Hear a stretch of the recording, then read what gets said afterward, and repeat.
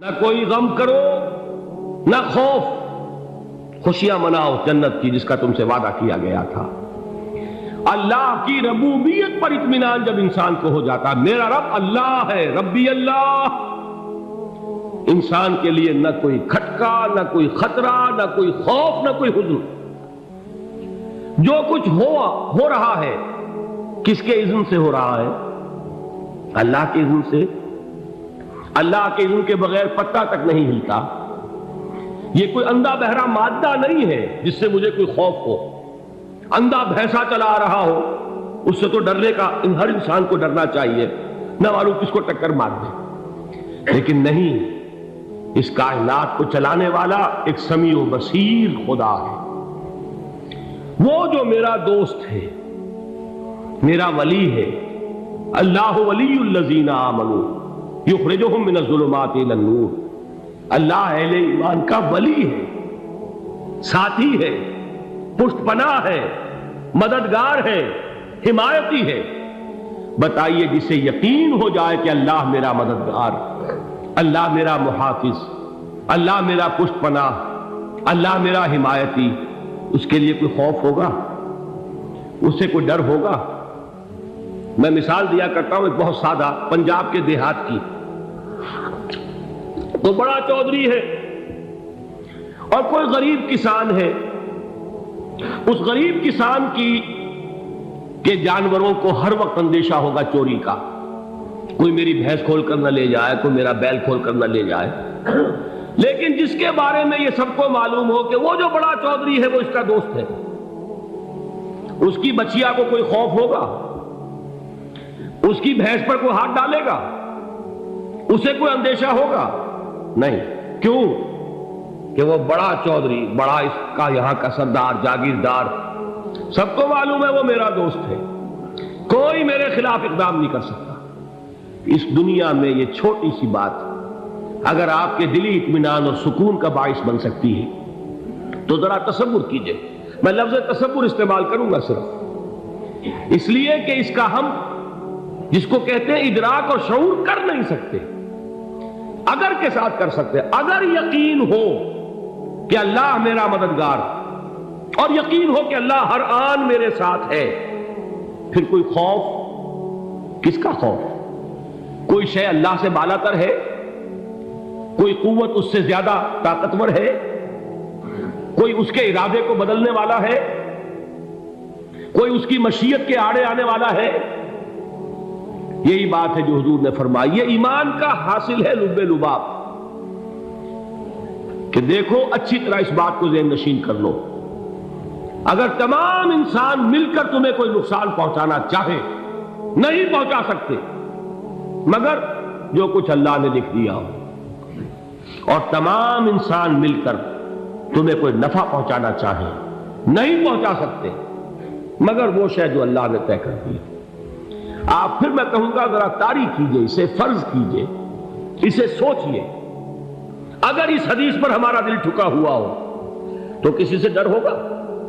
یہ مجھے نقصان نہ پہنچا دے، یہ میری رپورٹ خراب نہ کر دے، یہ میری انکریمنٹ نہ رکوا دے، یہ میرا یہ نہ بگاڑ دے، یہ میرے یہ نقصان نہ پہنچا دے۔ اس کا ڈر، اس کا ڈر، اس کا خوف، اس کی خوشامد، اس کے لیے جا کر طرح طرح سے اپنی عزت نفس کو ذلیل کروانا اس کے سامنے، یہ سب کچھ کیوں کرتا ہے انسان؟ جب سمجھتا ہے کہ اس کے ہاتھ میں میرا کوئی نفع ہے، اس کے ہاتھ میں میرے لیے کوئی ضرر ہے، یہ مجھے کوئی غضب پہنچا سکتا ہے، یہ مجھے کوئی نقصان پہنچا سکتا ہے، یہ میرا کوئی کام بنا سکتا ہے، یہ میری کوئی ضرورت پوری کر سکتا ہے، اسی کا نام شرک ہے۔ جہاں آپ نے یہ سمجھا کہ غیر اللہ کے اندر کوئی طاقت موجود ہے، وہی شرک ہے۔ بتوں سے تجھ کو امیدیں، خدا سے نو امیدی، مجھے بتا تو صحیح اور کافری کیا ہے؟ شرک تو یہ ہے۔ جس پر بھی تمہیں یہ خیال ہے، کلمہ ہے یہ کلمہ سوم، لا حول ولا قوت الا باللہ، ذرا اس پر دل کو کبھی اگر آپ تصور کریں، پھر فرض کریں، دل ٹھک جائے اس پر، کوئی طاقت نہیں۔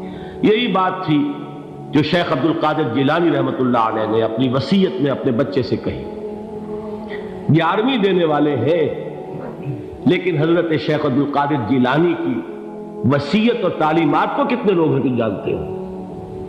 یہ جن مقامات تک پہنچے ہیں وہ کس چیز کی بدولت پہنچے؟ انہوں نے جو پیغام دیا وہ کیا تھا؟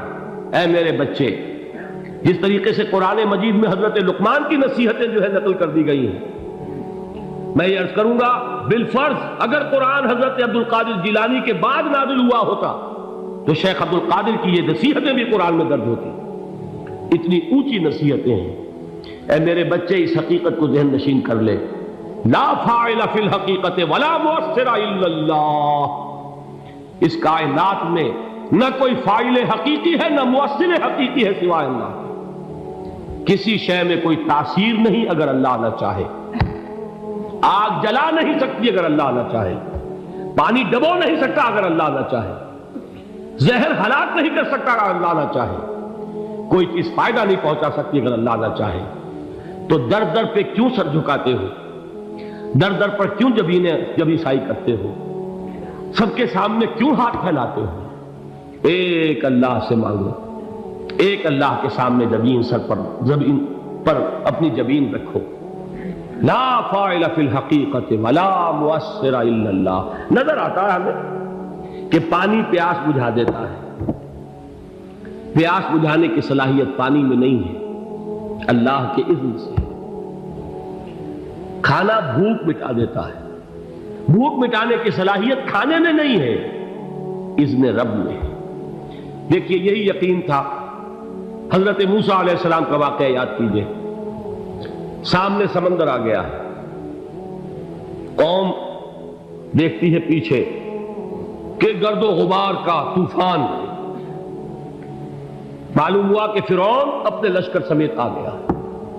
لشکر جب چلتا تھا تیز رفتاری کے ساتھ تو گرد و غبار کا جو طوفان اٹھتا تھا اس کا تصور کیجیے، اور لمحہ بلمحہ وہ قریب آ رہا ہے۔ پوری قوم نے کیا کہا؟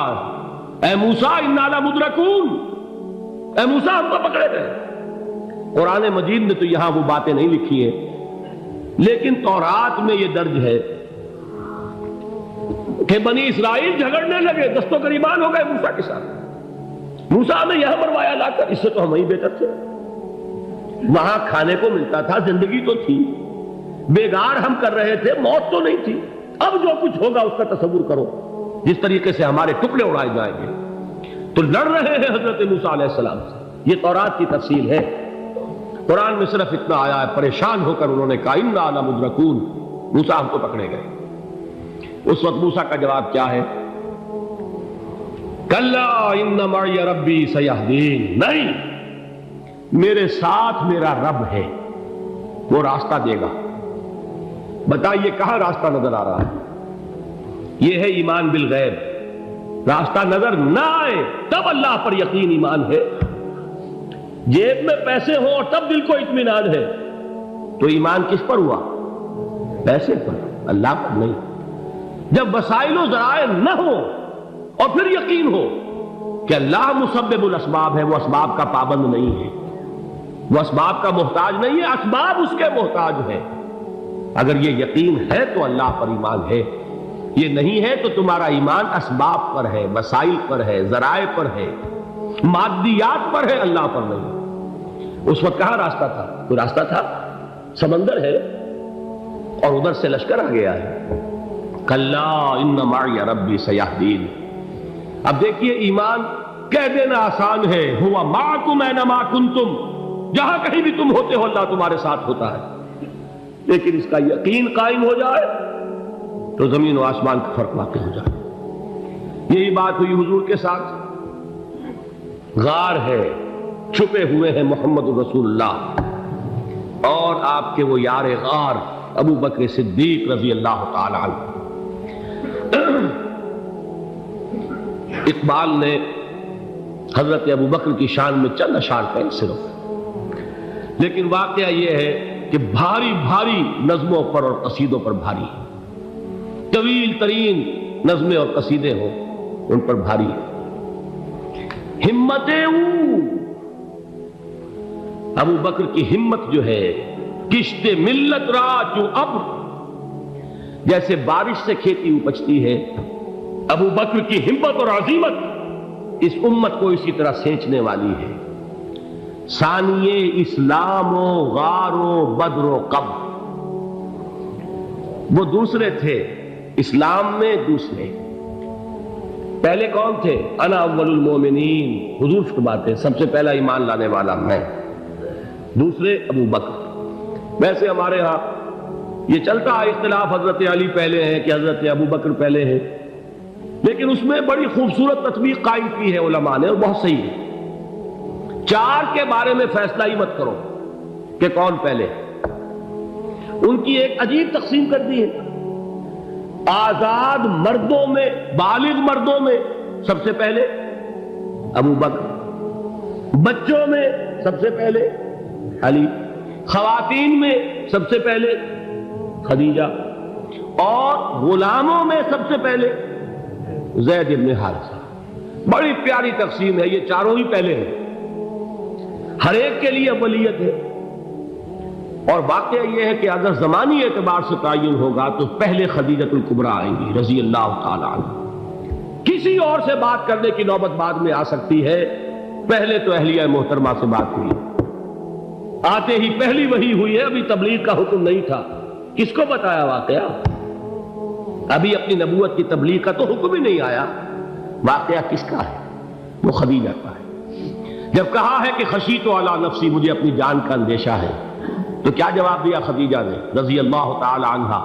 وہ صدیقۃ الکبریٰ ہے، صدیقات جو ہے خواتین ان میں چوٹی پر خدیجۃ الکبریٰ ہے رضی اللہ تعالی عنہا، اور صدیق جو مرد ہیں ان میں صدیق اکبر ہے ابو بکر صدیق رضی اللہ تعالی عنہ، لیکن صدیقات میں چوٹی پر۔ جب حضور نے فرمایا خشیت علی نفسی، کیا فرمایا، کیا عرض کیا، کیسے تسلی دی؟